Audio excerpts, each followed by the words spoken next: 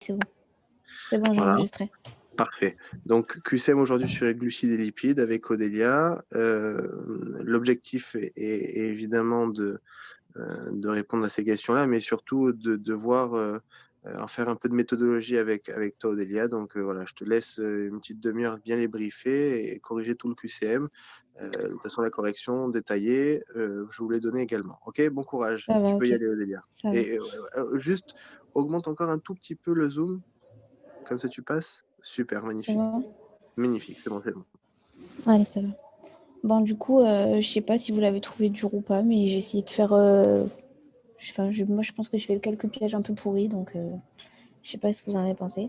Si vous avez des questions, vous m'arrêtez, vous me dites, et je vous réponds aux questions.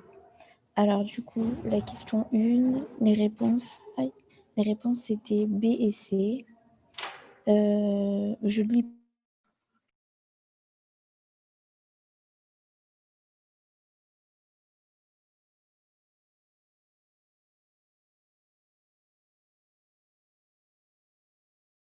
pas les questions vraies, enfin, ça sert à mes dents, c'est chez les végétaux. Donc, j'ai inversé les parenthèses.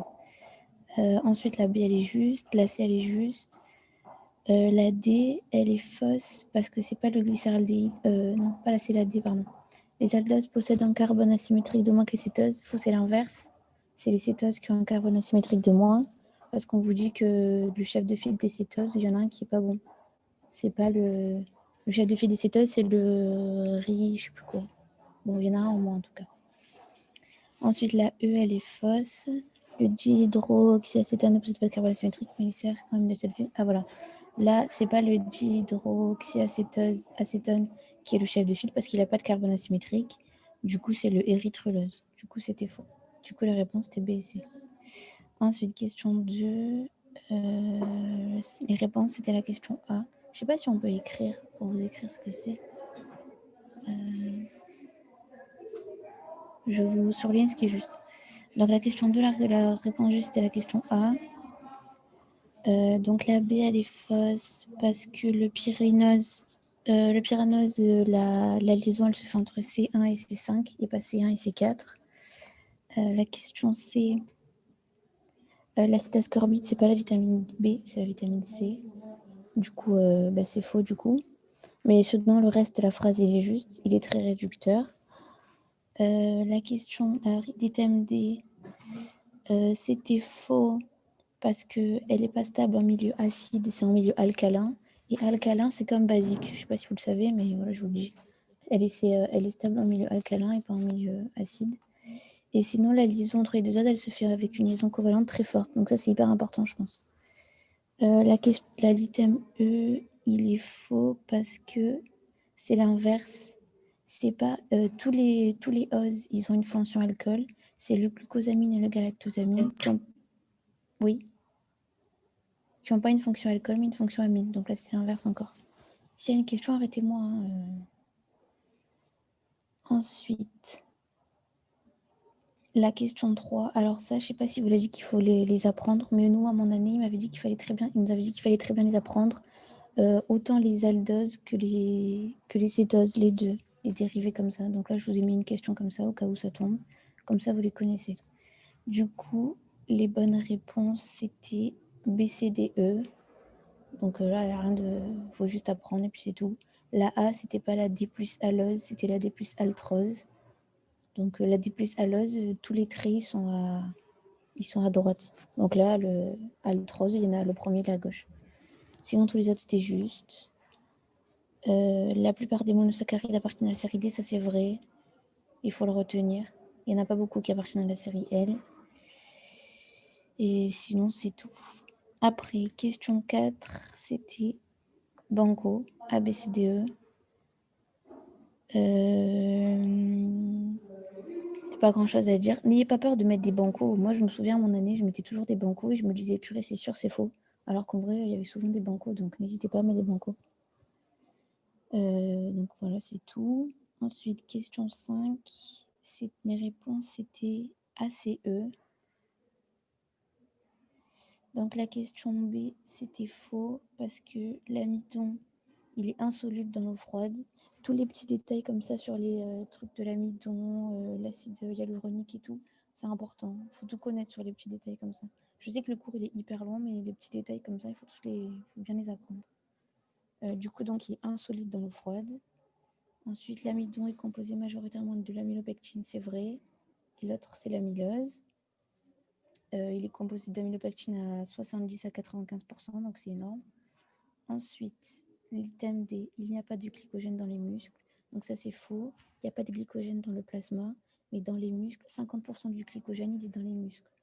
Donc, voilà. Vous m'entendez pas très bien? Oui. Et là, c'est mieux ou pas? Oui. C'est mieux là? Ok, ça va. Donc, ouais. Du coup, il n'y a pas de glycogène dans les muscles. Donc, c'est faux. Il y a 50% du glycogène qui est dans les muscles et il n'y en a pas dans le plasma. Donc, ça, il faut bien le retenir. Ensuite, donc la E, elle est juste. Il faut bien connaître les molécules qui coupent les oses.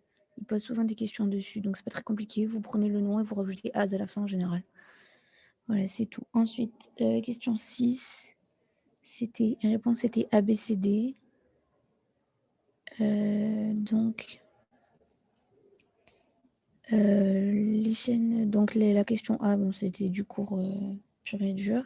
B, les hématies sont glucodépendantes. Ça veut dire que les hématies sans glucose, elles peuvent pas vivre. Donc, c'est obligatoire pour elles d'avoir du glucose, donc elles sont glucodépendantes. Ensuite, le glucose est capable de fournir de l'énergie dans des conditions anaérobiques. C'est le seul qui est capable de faire ça. Donc, c'est tout. Mais il peut aussi le faire dans les conditions aérobiques. Et les glucides sont absorbés uniquement sous forme de monosaccharides, c'est vrai. C'est pour ça qu'il y a toutes les enzymes qui servent à... C'est pour ça qu'il y a tous les enzymes qui servent à couper tous les disaccharides et les trisaccharides. Du coup, voilà, c'est tout.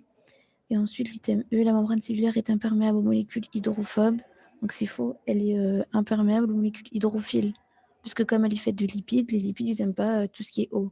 Du coup, elle est imperméable aux molécules hydrophiles. Sinon, toute la fin, c'est juste. Les transporteurs sont nécessaires tels que le SGLT qui assure un transport actif. Les autres transporteurs, ils assurent un transport passif. Ensuite, question 7. Juste, je t'arrête, j'ai pas compris pour la E, juste avant. On te dit que pour faire transporter les glucoses, tu as besoin de transporteurs. Et il y a les transporteurs SGLT et tu as les transporteurs qui s'appellent les transporteurs GLUT, je crois. Oui, mais Et là, l'hydrophobe. Okay. Ah, ok, d'accord. Dans le cours, c'est écrit que la membrane cellulaire, elle est imperméable aux molécules hydrophiles. Hydrophile, ça veut dire les molécules qui aiment l'eau. Hydrophobe, c'est les molécules qui n'aiment pas l'eau. Donc, du coup, la membrane cellulaire, elle est imperméable, donc elle ne laisse pas passer les molécules qui aiment l'eau. C'est tout. Ok. Ça va, t'as compris? Si t'as pas compris, dis-moi, je te réexplique. Hein. Si, ça va, mais je ferai pas ça logique, c'est tout. D'accord, ok. Ah, merci. Ensuite, la question 7, c'était BCD. Donc la A, elle est faux parce que le GLUT3, il transporte le glucose et le galactose. Donc c'est faux. Par contre, il est vraiment uniquement dans le cerveau. Ça, c'était juste, mais il transporte le glucose et le galactose. Ensuite, la B, elle est juste. Donc c'est la définition de la glycolyse. Et la question C, alors faites attention parce que ce prof, il adore quand il met des QCM à la fin de cours, il adore les mettre au concours. Donc apprenez les QCM, les apprenez pas bêtement, parce que moi c'est ce que j'ai fait et je me suis tout trompée, mais essayez de comprendre les questions qu'il met, et en général il remet toujours les mêmes. Donc là l'item C, c'était une question que j'ai prise à la fin de son cours. Du coup, lui se casse pas trop la tête, il met ce qu'il met à la fin du cours, donc apprenez-les un peu. Ensuite, la question D, elle est juste. Les étapes de la glycolyse, apprenez-les, mais par cœur, parce que c'est des trucs qui tombent tout le temps et ils peuvent vous embrouiller dans tous les sens. Donc, apprenez-les par cœur, faites des schémas ou faites des fiches. Moi, j'avais des fiches. Donc, faites-les et apprenez-les par cœur, parce que c'est sur ça il peut vous poser des milliards de questions dessus et on peut très vite s'embrouiller. Donc, quand on le connaît hyper bien, Après, ça devient facile. Bon, facile, c'est un grand mot, mais genre, quand on le connaît bien, après, en général, les questions, on arrive à facilement les faire. Et la E, elle est fausse parce que dans l'étape 8, on passe d'un 3-phosphoglycérate à un 2-phosphoglycérate. Donc, j'ai mis l'inverse. Mais sinon, c'est un réarrangement intramoléculaire, c'est tout. Ensuite, la question 8, c'était banco. Et ça, c'était DQCM d'anal. Donc, j'ai repris DQCM d'anal. En général, ils posent toujours sur les mêmes choses. Donc, la glycolyse conduit à la conversion d'une molécule de glucose en molécule de pyruvate avec production de molécules d'ATP. Donc, on commence avec du glucose dans la glycolyse, on finit avec une molécule de pyruvate. Et entre-temps, on a fait de l'énergie, donc de l'ATP. Sachez que dans la glycolyse, on ne produit pas beaucoup d'ATP, contrairement au cycle de Krebs ou alors dans la chaîne de la mitochondrie, là, dans la chaîne respiratoire de la mitochondrie, on produit beaucoup plus d'ATP que dans la glycolyse. Bon, sachez-le, c'est pas hyper important, mais sachez-le quand même. Ensuite, la régulation de la glycolyse dépend entre autres de l'état énergétique de la cellule. Donc ça, c'est vrai. C'est écrit dans le cours, il y a un paragraphe dessus. C'est pas hyper compliqué, c'est de la logique. Si on comprend la logique, c'est pas très compliqué. Ensuite, l'enzyme de la régulation de la glycolyse est la phosphofructokinase 1. Alors cette enzyme, elle est hyper importante. Il en parle pendant 3 heures, le prof. Et elle a plein de spécificités qu'il faut connaître. Donc apprenez-les, puis c'est tout. Ensuite, la gluconéogenèse est l'ensemble des réactions métaboliques qui mènent à la synthèse du glucose à partir de précurseurs non glucidiques. Donc ça, c'est vrai. Les précurseurs non glucidiques, c'est par exemple le lactate, le pyruvate, les acides aminés qu'on vous donne. Tout ça, c'est des précurseurs non glucidiques. Et à la fin, on arrive à du glucose dans la gluconéogenèse. Ensuite, la conversion.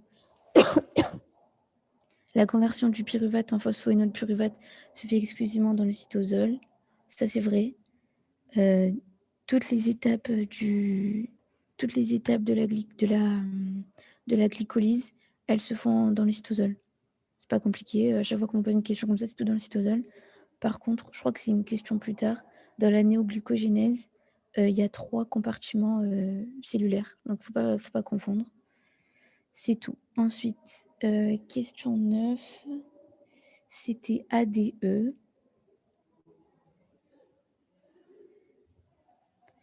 Donc, à la fin de la glycolyse, le pyruvate a 2 possibilités en fonction de l'état d'oxygénation de la cellule.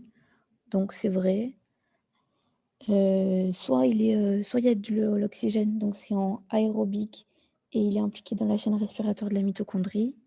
Ou soit c'est en anaérobique, donc il n'y a pas d'oxygène et il est réduit en lactate et après il fait sa vie, je ne sais plus. Mais ça dépend de s'il y a de l'oxygène ou pas.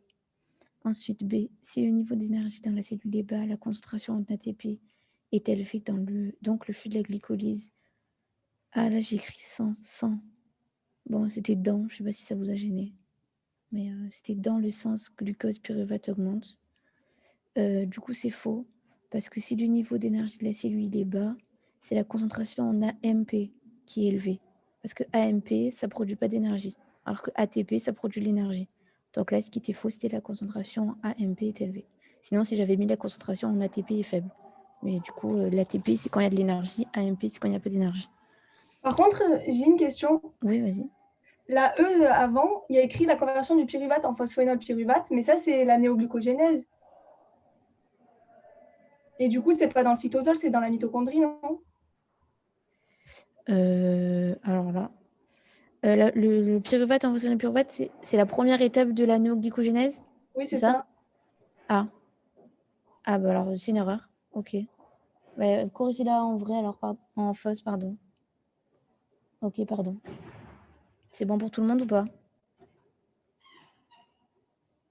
Bon, j'imagine que oui. S'il y a quelqu'un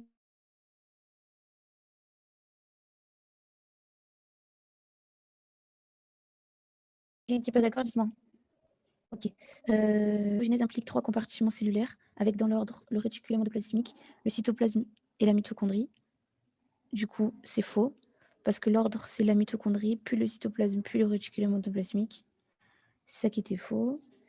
Ensuite, la D. L'insuline active la glycolyse. L'incapacité à produire l'insuline entraîne des niveaux élevés de glucose dans le sang. Donc ça, c'est vrai.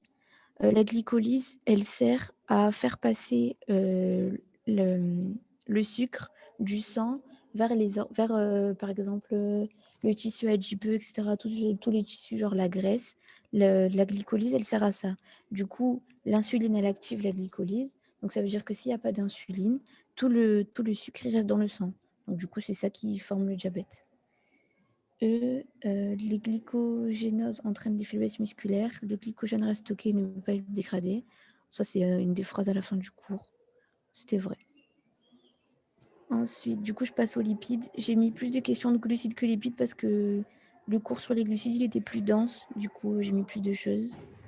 Et les lipides, il vous a enlevé beaucoup de choses par rapport à nos passages. Du coup, je fais moins de questions, mais bon, les questions, elles sont toujours aussi importantes des lipides.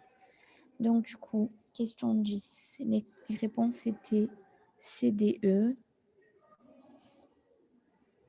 A. Les lipides sont apportés à l'organisme seulement de façon exogène par l'alimentation. Donc, c'est faux. Les lipides ils peuvent aussi être produits par l'organisme, donc de façon endogène. Du coup, il y a exogène et endogène. Ensuite, l'acide acétique appartient à la catégorie des acides gras saturés à chaîne linéaire.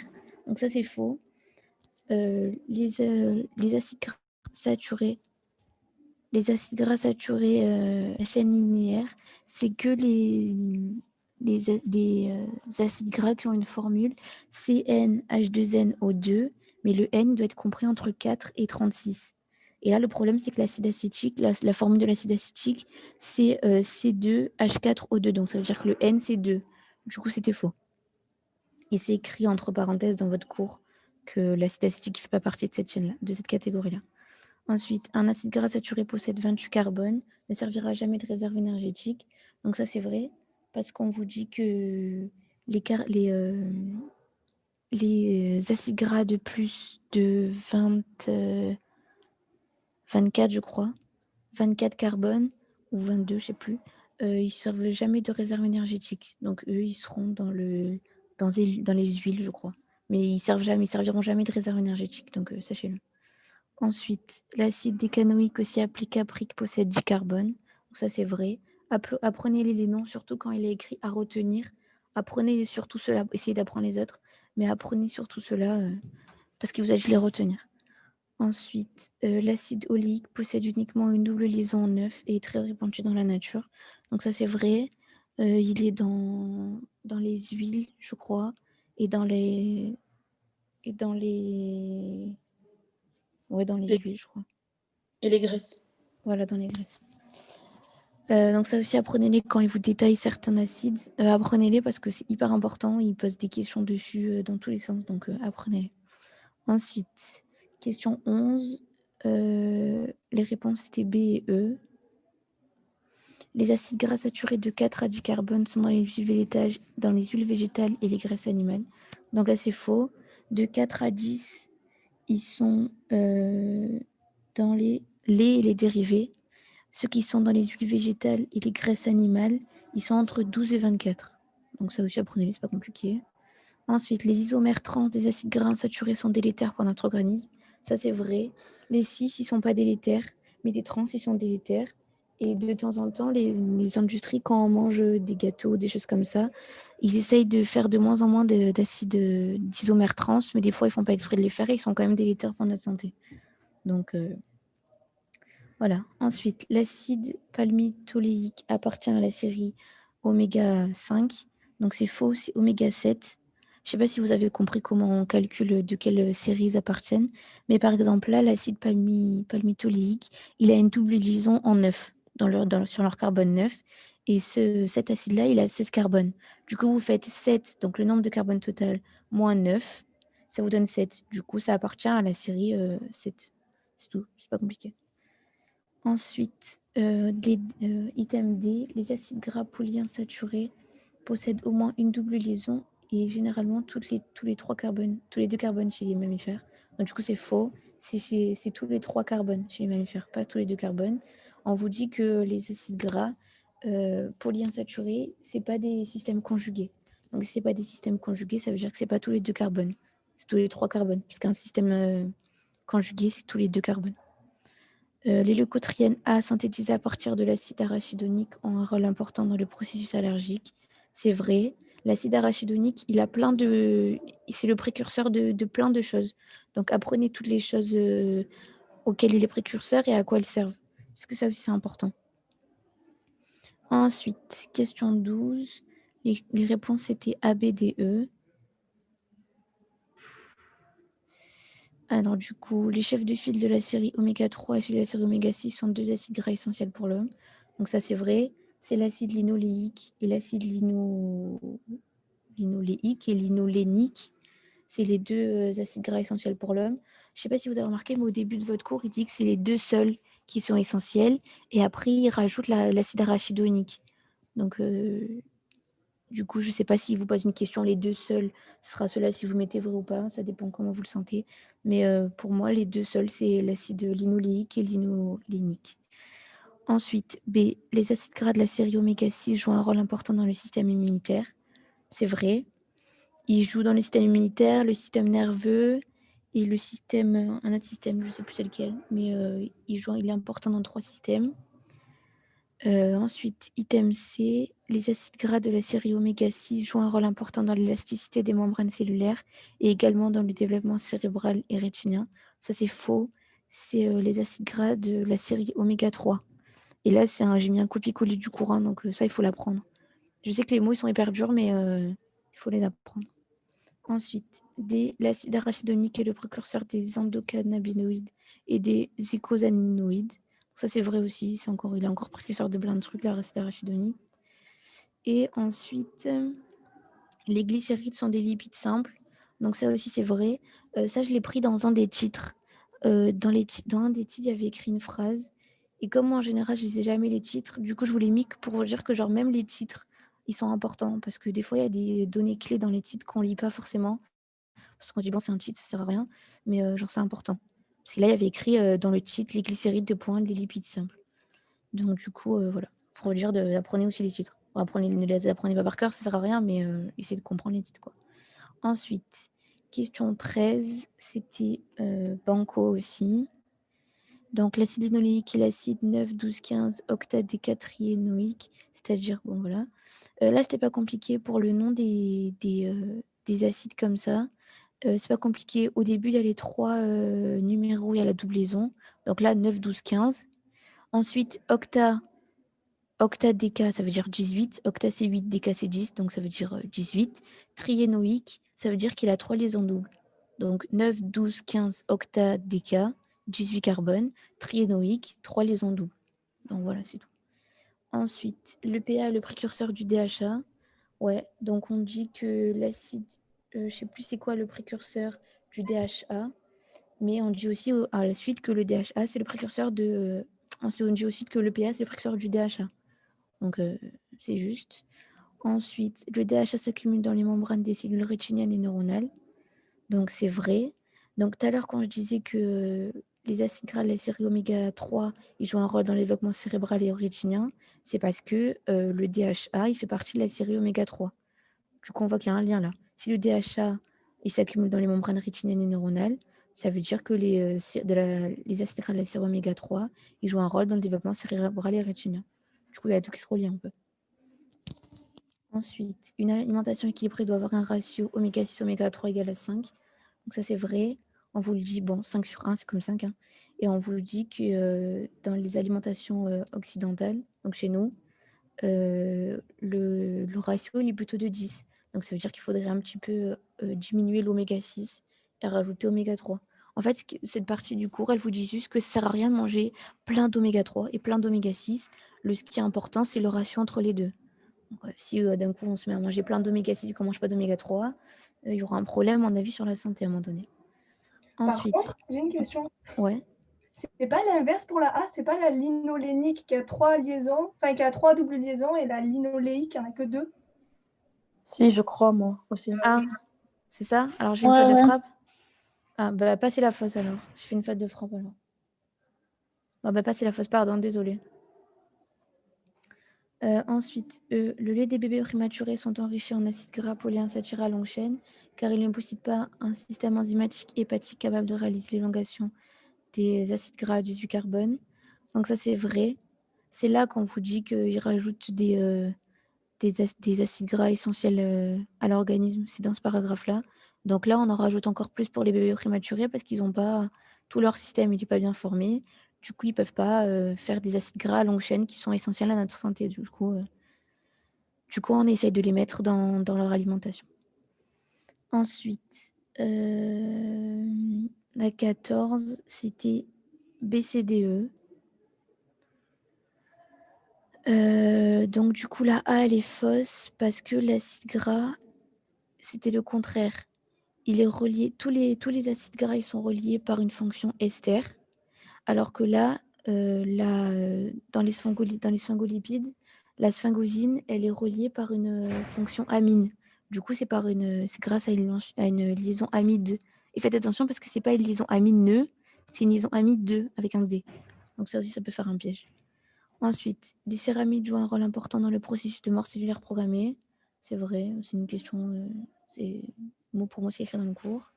Les molécules de sphingosine possèdent 18 carbone dans sa chaîne carbonée. C'est vrai. Les gangliosides sont les déterminants des groupes sanguins humains ABO. Donc c'est vrai aussi. Et les gangliosides interviennent dans de nombreuses pathologies comme le virus du VIH et du Covid. C'est vrai. Ça, il en parle dans les pathologies à la fin des gangliosides. C'est 2 phrases. Et comme il l'a rajouté cette année, donc apprenez-le bien. Et comme c'est d'actualité, au niveau du Covid et tout, apprenez bien les trucs du ganglioside. Ensuite, dernière question. Je suis absolument d'accord avec toi, Odélia. C'est sûr que ça tombe. Ah ouais, C'est en sûr. plus, il a rajouté cette année, c'était en violet, donc apprenez-les parce que... Exactement. Ouais. Ensuite, question 15, c'était BCDE. La A, elle est fausse parce que les lipides, comme j'ai dit tout à l'heure avec la membrane cellulaire, les lipides, c'est des composés hydrophobes, donc apolaires. Quand on est hydrophobe, on est apolaire. Quand on est hydrophile, on est polaire. Donc du coup, là, c'était faux, il fallait rajouter A devant polaire. C'est tout. Ensuite, plus la chaîne hydrocarbonée d'un acide gras sera longue, plus le lipide sera apolaire. C'est vrai. Ça, c'est des trucs, même pas besoin de comprendre, on apprend et puis c'est tout. Les lécithines sont amphiphiles, donc c'est vrai. Amphiphile, ça veut dire qu'on aime l'eau et en même temps qu'on n'aime pas l'eau dans la même molécule. Ça veut dire d'un côté, ils seront hydrophobes et de l'autre côté, ils seront hydrophiles. C'est tout. Il y en a d'autres aussi qui sont amphiphiles. Je ne sais plus c'est quoi, mais ils donnent plein d'exemples à la fin du cours. Ensuite, lorsqu'ils sont exposés à l'air, les acides gras insaturés subissent un processus d'oxydation. Donc ça, c'est vrai. C'est pour ça que les crèmes, genre les yaourts et tout, il ne faut pas les laisser trop longtemps parce que ça pourrit après. Ça devient aigre et après, ça pourrit. Du coup, c'est ça l'oxydation. Item E, les réserves glucidiques ne peuvent assurer les besoins énergétiques que d'une journée, alors que celles des lipides peuvent assurer plusieurs mois d'énergie. Donc ça, c'est vrai. Quand dans la journée, quand on a besoin d'énergie, d'abord, on va épuiser les besoins de glucides et après, on va prendre ceux des lipides parce qu'ils peuvent durer plus longtemps. Du coup, voilà. Dans le cours, ils disent pas que les réserves glucidiques, ils assurent pour une journée, du coup, ce sont des lipidiques. J'ai pas compris la question. Je crois que dans le cours, ils disent que, en gros, les réserves glucidiques ne peuvent pas assurer ne peuvent assurer les besoins énergétiques que d'une journée. Ils sont donc lipidiques. Ah oui. Comme les réserves glucidiques ne peuvent pas assurer plus qu'un jour, du coup, après, on prend les réserves lipidiques. Les lipidiques, ils peuvent assurer un mois d'énergie. Ah, j'avais pas compris ça comme ça. Ok. C'est bon? Okay. Et c'est pas les réserves de protéines qui durent des mois? Oui, moi aussi, je crois plus que ça. Oui, après, les protéines, ils durent encore plus longtemps. Mais d'abord, c'est glucidique, ensuite, c'est lipidique et ensuite, c'est protéines. C'est pas ce qui est écrit dans le cours? C'est ça qui est écrit dans le cours, non? Il me semble qu'après une journée, c'est les lipides. Et ils disent que pendant des mois, c'est les protéines qui... Ouais, et ça dure pas des mois, les lipides, je crois. Et après, je sais pas, peut-être que... Bah, je vérifie dans le cours. Les lipides, ils durent plusieurs mois, d'accord. Ouais, ouais. Je vérifie après et je vous dis. Je dis à Dan s'il y a un errata ou pas. Du coup, voilà. Je sais pas si vous avez des questions, des trucs sur la méthodologie, n'importe. Non, c'est bon, merci. C'est bon. Dites-moi si vous l'avez trouvé dur, si c'était facile ou... Ça va. Ça va? Oui, ça allait. Ça va? Bon, super. J'ai été claire ou pas top? J'étais claire, ça va? Oui, oui. Ça va? Ah oui, Bon. super. Bon, ça va alors. Ouais. Bonne journée et continuez à travailler parce que c'est pas fini. Merci. Merci. Merci. Merci.